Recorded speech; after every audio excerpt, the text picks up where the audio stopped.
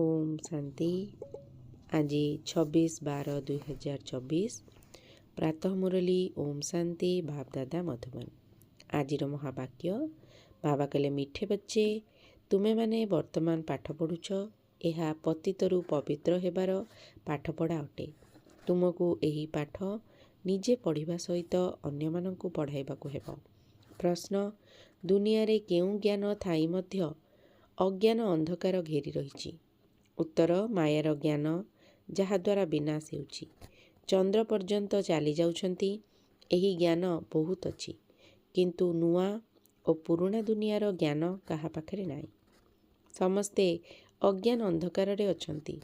ज्ञान नेत्र नथिबारु समस्ते अंध पालटी जाइछंती। तुमको एबे ज्ञानर तृतीय नेत्र मिलुछि। तुमे नॉलेजफुल अर्थात ज्ञानवान संतान माने जानिछ जे सेमानंक बुद्धि रे विनाशर चिंतन चलछि, तुम बुद्धि रे स्थापनार विचार चलुछि। धारणा पाई मुख्य सार, शिव बाबा एही दादांक शरीर रे प्रवेश करी आमको मनुष्यरु देवता अर्थात विकारीरु निर्विकारी करिबा पाई गीता ज्ञान सुनाउछंती। एही निश्चय रे रमण करिबाकु हेबो। श्रीमत अनुसारे चली श्रेष्ठ गुणवान हेबाकु पड़िबो। जोगर यात्रा द्वारा बुद्धि को सुनार पात्र करिबाकु हेबो। बुद्धि रे ज्ञान को सदा सर्वदा स्थायी रखिबा पाई मुरली निश्चय पढ़िबा अथवा सुनिबाकु हेबो। वरदान, निजर पोजिशन अर्थात पदवीर स्मृति द्वारा माया उपरे विजय प्राप्त करुथिबा निरंतर योगी हुआ।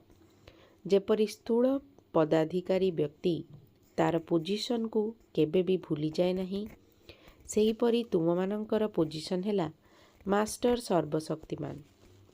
एहाकू सर्वदा स्मृति रे रख एवं प्रतिदिन अमृत बेलारे एहाकू स्मृति रे जाग्रत कर, तेबे निरंतर योगी होई जिवो एवं सारा दिन एहार सहयोग मध्य मिली चलिबो।